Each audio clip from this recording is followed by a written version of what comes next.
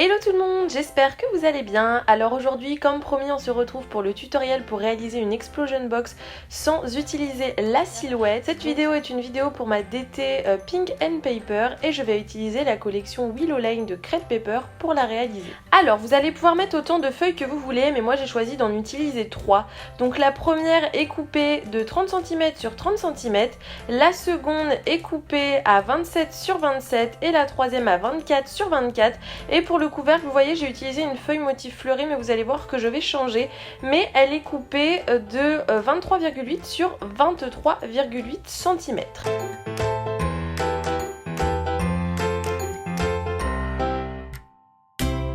Donc pour commencer, nous allons utiliser notre massicot pour venir faire des plis. Donc on va prendre la feuille de fond de notre explosion box qui fait du coup, comme je vous l'ai dit, 30 cm sur 30 cm.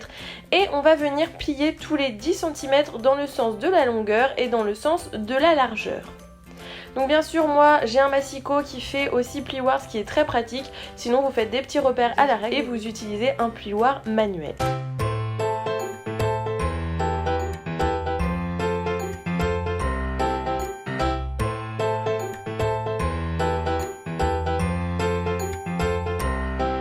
Donc du coup voilà ce que ça donne, on voit un petit peu en relief les traits et on va venir directement avec notre ciseau découper les carrés extérieurs, donc à chaque extrémité, sur chaque coin, mais je pense que l'image parle d'elle-même.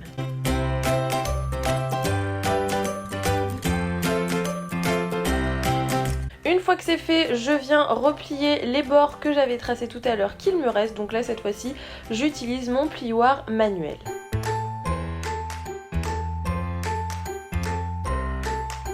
Donc voilà ce que ça donne une fois que ce sera fermé.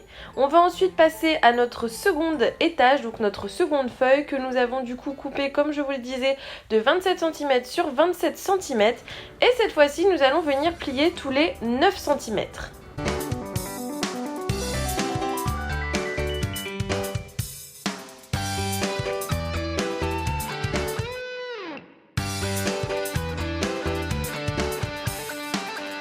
Du coup, comme tout à l'heure, je viens recouper mes petits carrés au niveau des angles. C'est exactement le même principe à chaque fois. C'est juste les dimensions qui changent et nous avons le même résultat que tout à l'heure. Pour le dernier étage, donc le plus petit, j'ai coupé ma feuille de 24 cm sur 24 cm et je viens cette fois-ci plier tous les 8 cm. Donc vous voyez, c'est vraiment simple à réaliser, il suffit juste d'avoir les bonnes mesures et de ne pas se tromper, mais c'est une réalisation qui est assez facile. Alors certes, moi je l'ai fait souvent avec la silhouette parce que du coup les tracés sont vraiment au millimètre près, mais vous pouvez très bien le faire comme je le fais ici avec des ciseaux. Pour recouvrir mes faces extérieures, j'ai décidé d'utiliser plusieurs petits papiers que j'ai découpés à différentes dimensions. J'ai pas utilisé des feuilles recto verso parce que j'aime bien varier un petit peu. Je trouve que c'est plus sympa quand on tourne les pages d'avoir des papiers différents, mais ça pareil c'est un choix personnel.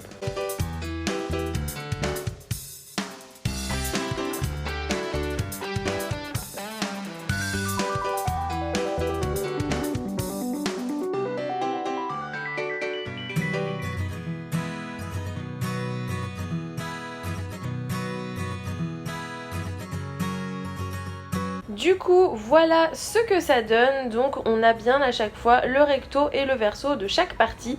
Et du coup, on va venir relier toutes les parties entre elles. Alors pour cela, j'utilise un double face extra fort. Je trouve que c'est ce qu'il y a de mieux parce que ça va permettre que rien ne se décolle. Donc je viens placer du double face à chaque fois sur le carré central. Donc c'est celui qui va être collé avec les autres faces. Et ensuite, je vais venir les assembler entre elles.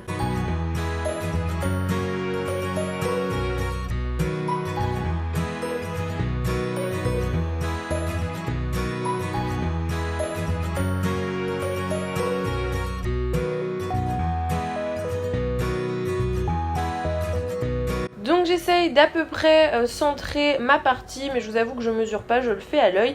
Et une fois qu'on est bien centré, on colle. On fait pareil avec les deux autres papiers et vous voyez ce que ça donne. Du coup c'est bien collé et on a directement la boîte qui est en formation. Pour le couvercle, j'ai eu un problème de caméra donc je n'ai pas filmé, je vais vous expliquer rapidement. J'ai coupé une feuille de 23,8 cm sur 23,8 cm et je suis venue plier tous les 3,5 cm au niveau des extrémités pour avoir au centre un carré qui qui fait 10,3 sur 10,3.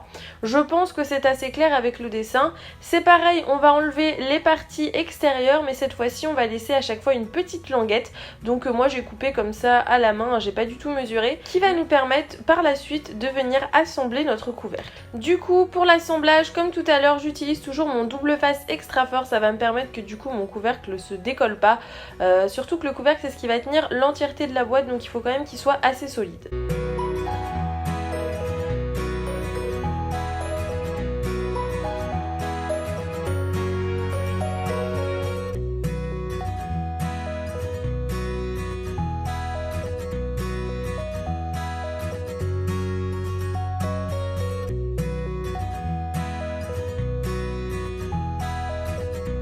C'est très simple, je viens coller mes languettes avec les parties de mon couvercle.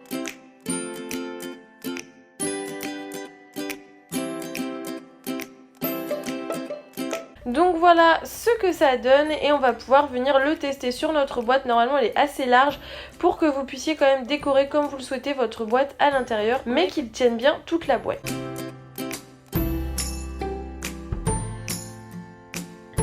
Du coup sur les parties extérieures, je ne l'ai pas filmé mais je suis venue coller le papier à motif que je vous ai montré tout à l'heure, donc au début de la vidéo, donc qui est toujours un papier de chez Willow Lane. J'adore ce papier, je le trouve très très joli, et comme vous le voyez je suis venue coudre le motif donc avec de différentes couleurs qui me rappelaient la collection. Je trouve l'effet vraiment sympa et ça habille l'extérieur de la boîte. Du coup voilà ce que ça donne une fois qu'on l'ouvre et je vais maintenant vous montrer ce que ça donne décoré. Je n'ai pas filmé la décoration parce que ça prenait beaucoup trop de temps, mais je pense que vous allez vous rendre compte. Donc pour l'extérieur de la boîte, j'ai collé un petit ruban pompon, je suis venue rajouter du washi tape, etc. C'est du washi tape toujours de la collection Willow Lane, hein. Et je suis venue à l'avant coller des papiers, coller un petit lapin que je trouve trop mignon et quelques petites écritures pour décorer.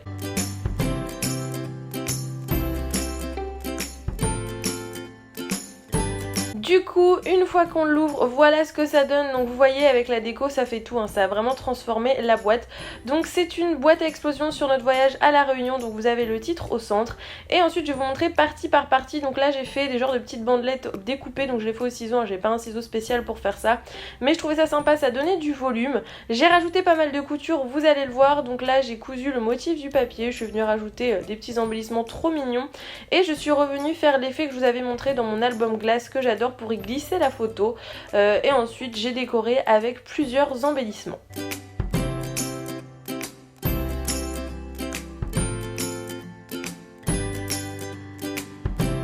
Pour la seconde partie, je suis venue faire une petite pochette avec le vélum que j'ai cousu directement sur mon papier pour glisser une photo.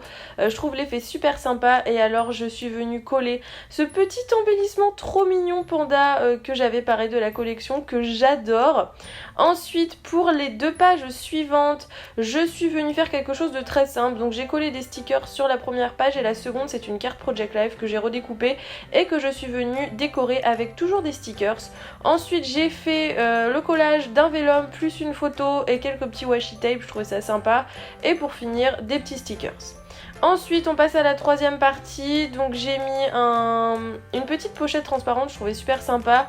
Toujours ici un cadre effet couture, vous savez maintenant je pense que j'adore ça. Pareil de l'autre côté, le cadre qui ressort, je trouve l'effet toujours assez sympa. Et pour finir, je suis venue rajouter une petite photo que j'ai décorée avec des stickers. Ensuite, encore une fois, un effet couture, mais ce n'est pas le même. Là, j'ai fait des genres de zigzags. Je trouvais l'effet assez cool. Ça fait vraiment comme si ça avait été assemblé grâce à la couture. Des petits stickers. Ensuite, deux petites photos assemblées avec un sticker central. Pour la page d'après, je suis venue redécouper une pochette de la collection et je suis venue y glisser une photo. Je trouvais que l'effet était plutôt cool avec une petite écriture. J'adore cette page, franchement, je la trouve super originale. Et pour finir, pareil, deux photos avec des stickers, des chipboards, des puffy stickers, etc. J'espère que ce tutoriel vous aura plu, vous avez été beaucoup à me le demander sans la silhouette, donc c'est chose faite aujourd'hui. Si vous avez aimé cette vidéo, n'hésitez pas à la liker. Et nous on se retrouve très vite dans une nouvelle vidéo. Bye bye!